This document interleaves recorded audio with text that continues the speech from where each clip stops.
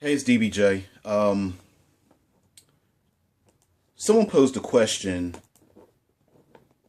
Do I have players roll for social interactions or role play it out? And my simple answer to that is yes. Um, I know this is kind of a cop out, but I actually take the middle ground on this one. And here's what I mean. Um, I do take into account some people are not socially adept in group settings. Maybe they're a new player. Um, Many of us role players are socially awkward. And frankly, role playing is not our job. It's not like we're professionals and we're perfect public speakers. And the last thing is, of course, we're role playing, we're pretending to be someone else. And since we're not making $1 million to be perfect at it, we're not Meryl Streep, we're not Matthew McConaughey. Okay? So we are not our characters. If I make up a character that's got 18 charisma and +6 on bluff and diplomacy and seduction or something, that's not me. Okay? I'd be hard pressed to get a +1.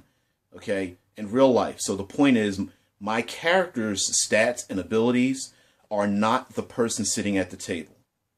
But, on the other hand, someone who makes the effort to play that character, someone who tries to be witty, maybe in real life they're not very funny, but they are making the attempt to play a character that's very funny and charismatic. Maybe in real life they're awkward, they stutter, they may have a speech impediment, but they are making the attempt to play someone who's very suave and comes across with a very very regal and very debonair kind of thing and becomes a ladies' man, a woman who can charm everyone. The whole idea of role playing is to be someone that you're not. Of course, many role playing games have a huge chapter on combat, but there's also a chapter on social interaction. So this is how I do it. I usually, and yes, this is going to piss off a bunch of rules lawyers out there, so get a grip, get a cool drink of water to calm yourself down. Maybe you need to stand up, walk it off, take a deep breath. If you try hard enough, I'm just going to give you the roll. I mean, I'm going to ask you to roll to find out kind of where you stand in it. But unless you really F it up, I'll probably just give it to you. That's just me. If you try hard enough, now of course there might be a situation where I'm going in the game. I'm going, well, let's see. They're trying to convince to get past the guard because they're always trying to get, every role player tries to get past a guard. And I'm going like, well, the story they made up is really stupid. I mean, there's just no reason for anybody to believe this story. But I'm not just going to say that they just don't believe it unless it's completely ludicrous. I'm going to give them the role anyway.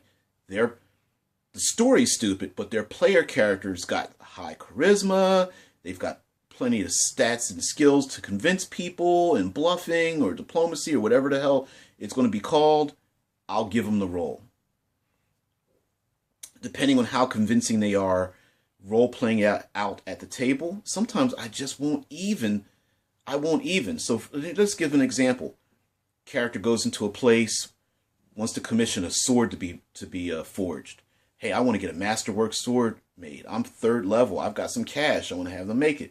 They go to the armorer. The armorer's got an attitude. It's like, I've got too much work to do, and you're just some stranger, and I don't know you, and the player character starts asking him questions about his family, and starts making some interaction, and starts hey, I remember that battle too, and maybe, hey, was that your uncle that I fought next to? And blah, blah, blah, blah, blah. And then they start going back and forth.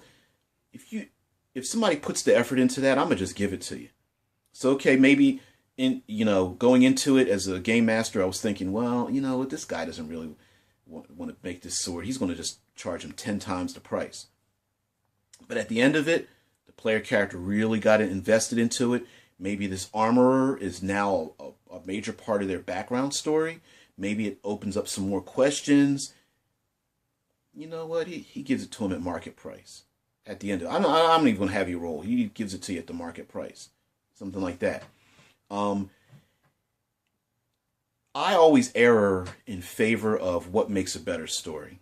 Now, of course, since I'm one individual, and there could be 4, 5, 6 people at the table, their idea of a better story is going to be personal for their character, my fighter, my wizard, my thief or rogue or whoever. I'm thinking of a bigger picture. So if have someone fail something, a diplomacy check, I don't even have them roll. I just have them friggin' fail at it completely. Usually that involves a story. So an example would be the village is always attacked by vampires. And the player characters come into town, and without knowing it, they're talking about being friendly with, I don't know, a vampire clan and over the crest or something. Those people are automatically not going to want to listen to them. I will have them make rolls. Mentally, I may give some bonuses or penalties, but I reward action more than anything. People who try hard enough, who do more, who want to do more, who role play their characters. As long as you try, I'm pretty forgiving with it, and I'll let you get away with it.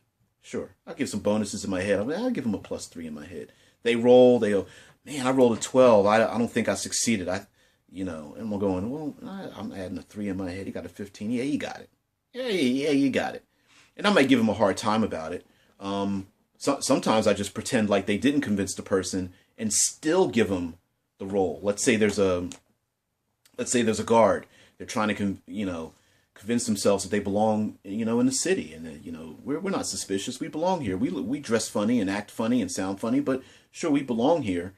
And I may even have the guard go, look at them and like, guards, come here, surround them, grab their stuff, and may harass them for 15 minutes or so, going through their belongings, and eventually, one of the guys goes over to him and nudges one of the player characters, and it's like, he's just being a hard ass today. Don't worry about it. Let's just get you inside and let you go. Sometimes I will do that. I'll let player characters fail forward even. Fail up front, but you succeed on the back end. That kind of thing. So I split the rules between having people role play and rolling the dice. So yes, do I ask for die rolls sometimes? Sure. Hey, grab some dice. Everybody likes to grab some dice and roll something. But in my head, I've already made up my mind. They'll succeed anyway. I just want to see how well they've succeeded. And I do that on a lot of things too. All the characters have to jump across the ravine. And in my head, I'm going, well, it's a ravine. And yeah, they might. I'll let them do it. I just want to see how well you did it. Okay, wow, what are those, snake eyes? Damn, okay, maybe I changed my mind now. But they roll a 5. Well, you jumped across the ravine, but you sprained your ankle. Okay, it wasn't important for you to fall into the ravine? Not really. That's not really part of my story. I needed you to run away from, the goblinoid horde or something. So, to answer the question, do I, as a game master, rely on role-playing only or rolling dice for social interactions? The answer is I actually use both. Sorry, doesn't really clear things up, but I kind of described how I do it. All right. So, like I said, I like to be creative. I don't like to destroy people's hard work that they've put into their characters or the dice or anything like that. So, DBJ signing off. Thanks, guys.